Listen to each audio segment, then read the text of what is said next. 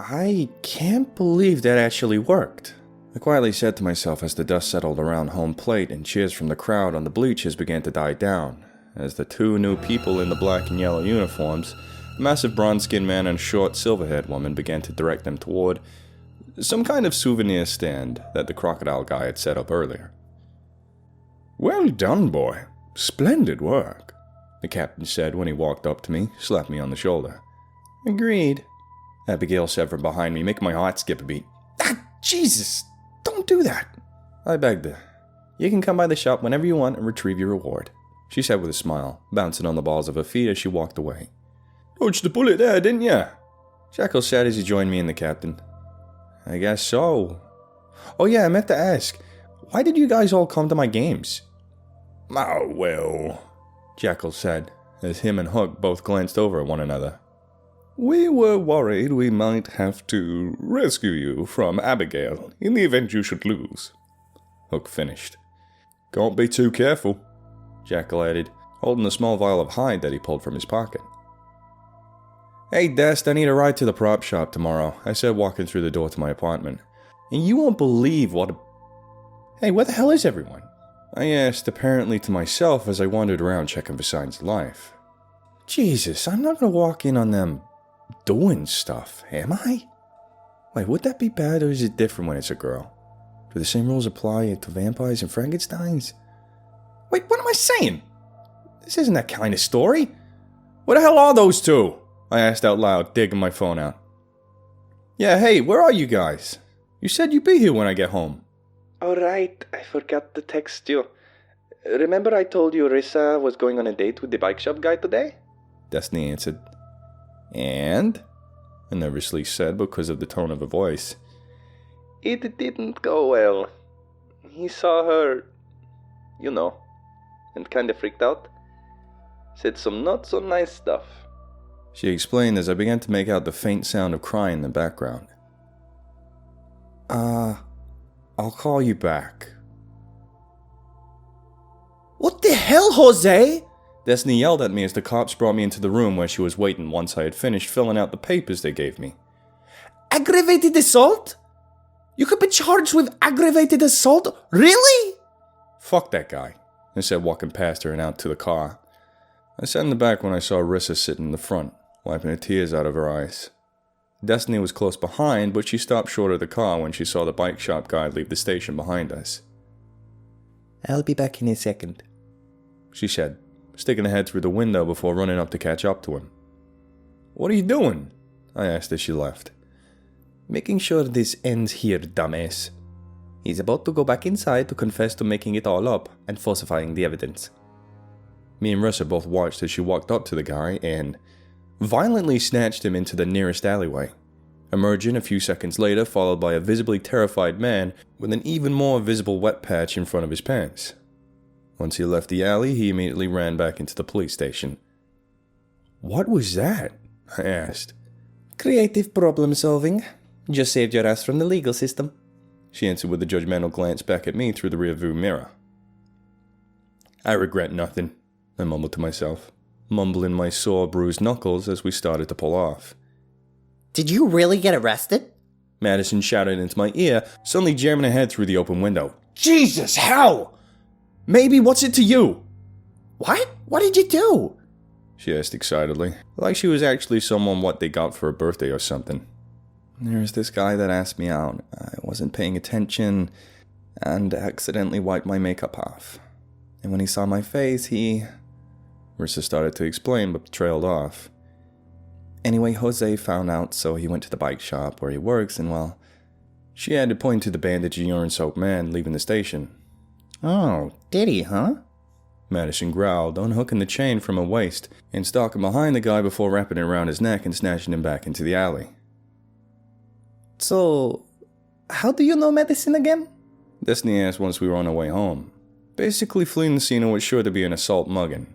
She was definitely going to steal that guy's wallet when she was done. I've known her since high school. It's a long story.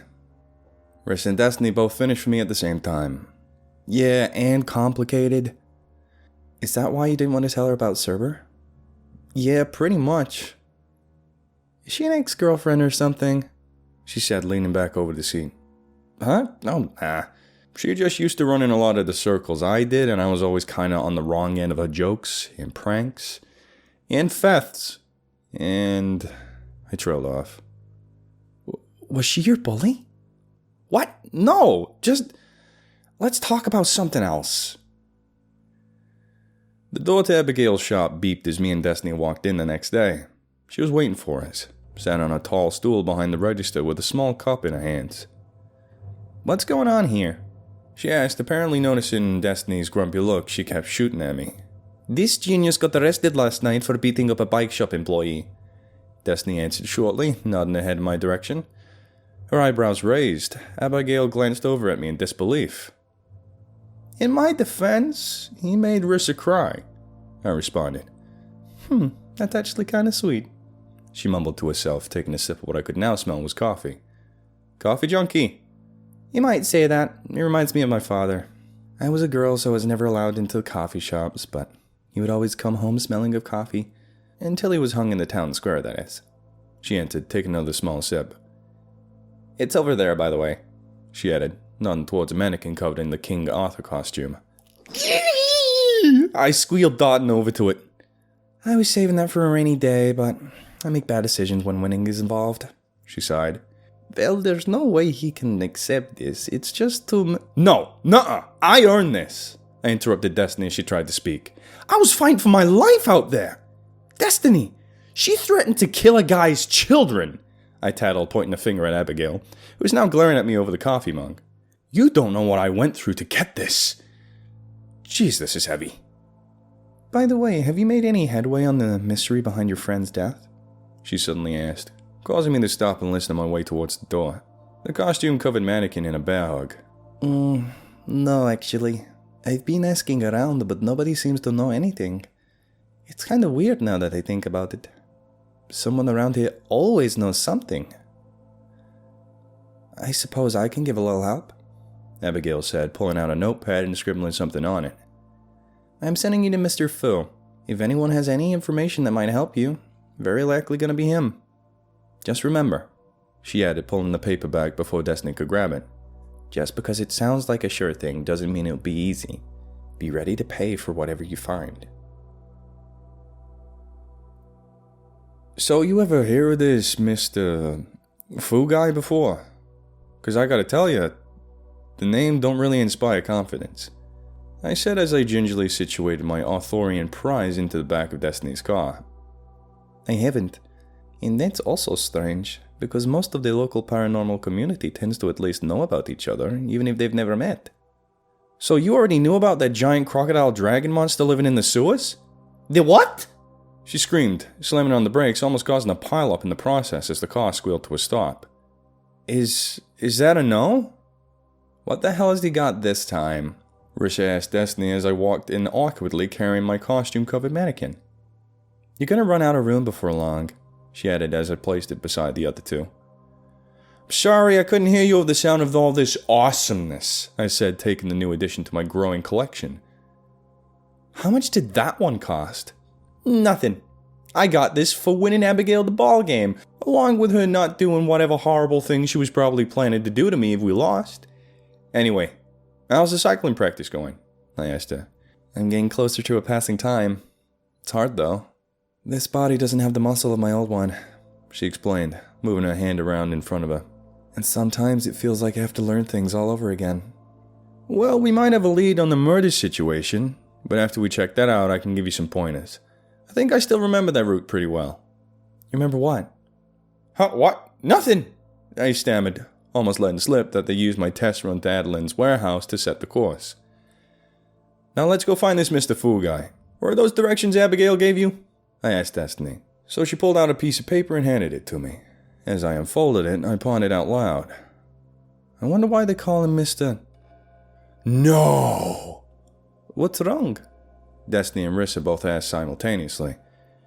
This is some bullshit, I groaned as the three of us stood in front of the plain concrete structure. Have you been here before? Yeah, I have. Just wait, you'll understand in a second. I told her as I walked up to the door and gave it several hard knocks. Several seconds later, it slowly began to slide open. I didn't place an order. Are you Tom Cruise? Jose! Is that Tom Cruise? Are you Tom Cruise? I heard Destiny shriek from behind me. How? Why do you know Tom Cruise? She yelled into my ear. Are you Mr. Fu? I asked him. No. He answered before cracking a toothy grin a few seconds later. Dude, can you just... Look, we got directions and they let us here. Can you please just let us out? I begged, showing him the slip of paper. This looks like Miss Abigail's writing. Okay, come on in, he told us, causing us all to look at each other nervously. But after a few awkward seconds, we finally followed him inside. It was plain on the inside as it was on the outside. Just solid, flat concrete, but there was a single set of stairs in the middle. What is this place? I asked as we walked through the entrance. Let's just say it's something that certain people would get very mad over if they ever found out about it, and leave it at that. He answered cryptically as he led us over to the stairs. Once we started walking down them, we found ourselves in another much larger and rounder room with countless doors lining the walls. Alright, you guys are gonna want this, he told us, walking over to the shelf and retrieving a small object. Once he was done there, he walked over to a particular door and waved us over.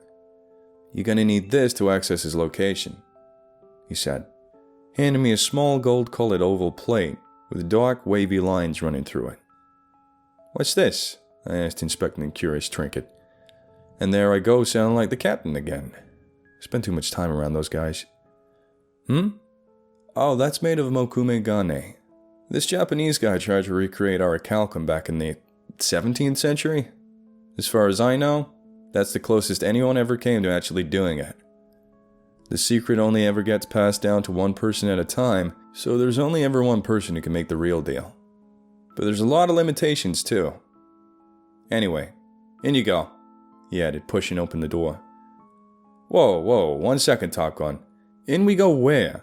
I asked, planting my feet as he pushed my back. Look, I'm not a tour guide. I've literally got a billion other things to do. So do you want in or not? He asked impatiently. Let's just get it over with, Destiny said, grabbing me by the wrist and pulling me along behind her. As she pulled me through the door, I turned to see Tom closing it behind us, a small smirk on his face as it disappeared. Then I turned back and I noticed we're all now in some kind of cave. Or maybe cavern, I guess. Because it's kind of open. Burning torches lighting the walls to show us the direction we should go. Creepy torchlit cave. Great, I complained. No, stop it. How are you still scared of the boogeyman at this point? Destiny scolded. Because I deliver to him several times a week, I snapped back. Unlike you, I have to actively make an effort to not die, you know. I added, cutting my eyes at her a little for her lack of empathy. She huffed, whipping her head forward and marching instead. Ballsy move, throwing shade at Dracula's daughter. You'll be missed, Rissa joked as she walked past me to follow Destiny. Hello! Destiny suddenly shouted, making me jump straight into the air. Could you not? I hissed at her. Holy shit, I almost choked on my goddamn tongue. Well, I'm just trying to see if anyone's here, she hissed back. So we kept walking deeper and deeper, feeling the floor take a slight drop as we went. We'd started to descend down into somewhere, fighting back the paranoia, trying to convince me that I might actually be walking straight into the gates of hell. I pushed on until we found a statue. Oh, wow. Who's that? Rissa asked, gazing up at the terrifying depiction of a blue demon-looking man. A sword in his right hand and some kind of rope in his left. Behind him was a huge wheel of flames as he sat with his legs crossed in some kind of stone. Devil? I mumbled, my previous fears compounding over each other. Probably the devil. You're being stupid, Destiny said, swatting me on the shoulder. It's probably something to do with why you're here. An unseen voice interrupted from a dark corner. Fudo mio, the immovable king of wisdom, destroyer of obstacles. Dark-skinned man explained as he stepped out of the shadows. This way, please. He gestured with one hand, adjusting his glasses with the other. So, who are you, exactly? I asked, tripping over the stray rock. A vassal of Fudo mio, and today The one who takes you where you need to be, he answered, not bothering to turn our way. You got like a name or something? Ryan Albino. Spelled albino, pronounced albino.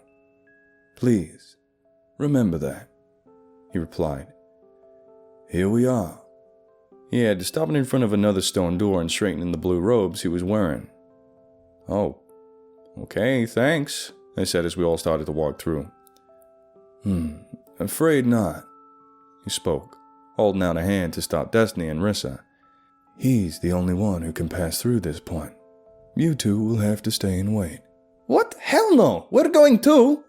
Destiny argued, trying to push him out of the way, but he didn't budge. Not an option. Neither of you can pay the price for his wisdom, he said bluntly. But we still didn't understand what he was trying to say. How's this for your payment? Destiny shouted, taking a swing at his head. But he leaned back just enough for it to hit nothing but air. Can we please not do this right now? He asked, fixing his robes again. You're not getting past that door. I'd never actually seen Destiny fight before, and whilst I knew she wasn't a pushover, I imagine it might have been an even bigger and more impressive spectacle, had she not been trying to fight this particular guy. One hand, guys. One hand. It was like watching a toddler fight Ali. She wasn't putting up a hell of a fight. I mean, she was kicking the absolute shit out of the air around the guy, but nothing was hitting its mark. Destiny was doing everything she could, to the point where she would suddenly just burst into black mist and reappear somewhere else. But even that didn't work. It was like he already knew where she would show up next. It didn't take long to when me and Rissa just both standing there watching this guy dance around a really pissed off looking black cloud. The struggle eventually died down as Destiny gasped for air, her hands resting on her knees to hold her up. Once she was worn down, Ryan slowly raised his hand and sharply brought the heel of his palm down onto her. I saw her eyes go blank as she crumpled to the ground at his feet. Hey man, take it easy, that's my girlfriend after all, I groaned. Once I said that, he glanced back up at Rissa. Whoa, we're cool, she squeaked, throwing both hands up in the air. Now, they'll both be here when you get back, he said to me as he pushed the stone door open and waved me in. Once I passed through, he pushed the stone slab shut behind me and everything went pitch black.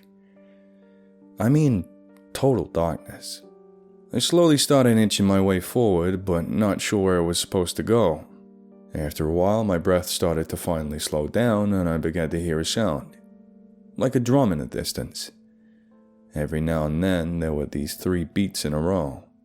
I slowly turned to face where I thought the sound was coming from, but I was struggling to stay on track because the ground was so uneven. Every time it sounded like I was starting to get close, I'd stumble, and each time I did, the source of the sound would seemingly change locations. After almost falling flat on my face, I just got down on my hands and knees and started to crawl. But as soon as I did, the sound would completely stop. So I stood up, and a few seconds later, thump, thump, thump. What? So, I'm not even allowed to... I tried shouting, but I stopped when I heard the sound of my own voice. It was so strange, it's hard to describe. Almost like the only sound I could hear was what was going straight through my ears, through my skull. But there wasn't any sense of outside noise going into my ears. What the hell is this, I thought to myself, to avoid speaking and hearing the weird sensation again.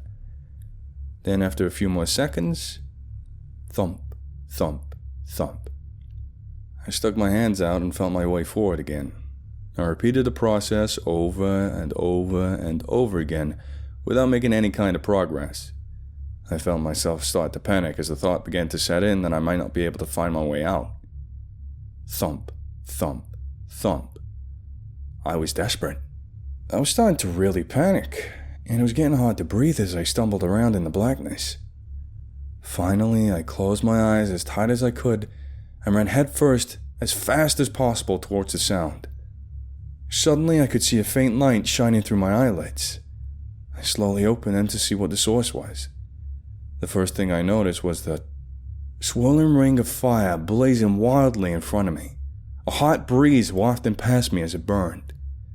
And I saw the shadow of the figure sitting at the base of it, the robes they were wearing being blown around by the current of flames they were creating. Now, you guys gotta understand, this was the first time since I started doing this gig that I actually felt like I was standing in front of something larger than life. A primordial being on its home turf. A god. Not hiding any part of what it really was. Jesus Christ, Abigail, what did you get me into? I whispered to myself, trying to summon up the courage to take even a tiny step forward. But as the thought crossed my mind, the figure stood.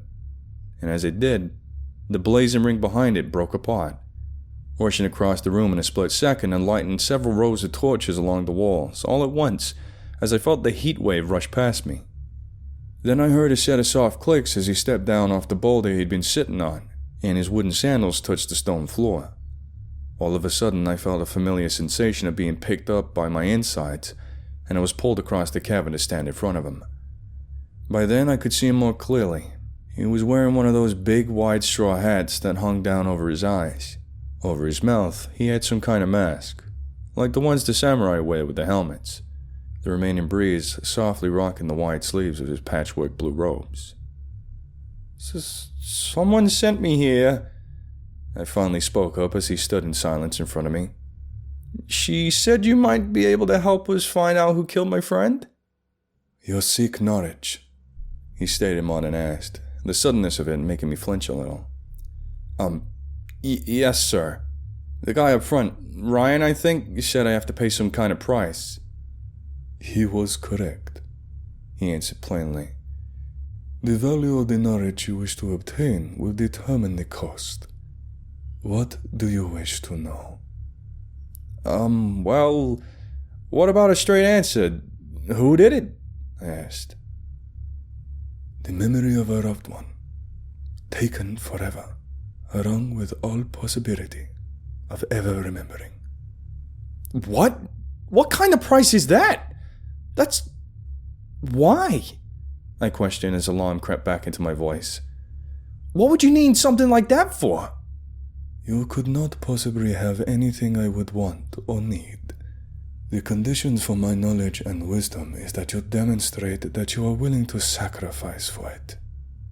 The more absolute the knowledge, the more precious the sacrifice. Okay. What about like a hint or something? Where's a good place to start looking? For that, I would take a secret someone else has trusted with you, and nobody else. Furthermore, you will not know which one, and I am free to divulge it, as I so choose, he told me. You know what? Deal. This crossroads stick is starting to freak me out. I just want to go check on my friends, I conceded. Once I did, he reached over and picked something up off the boulder.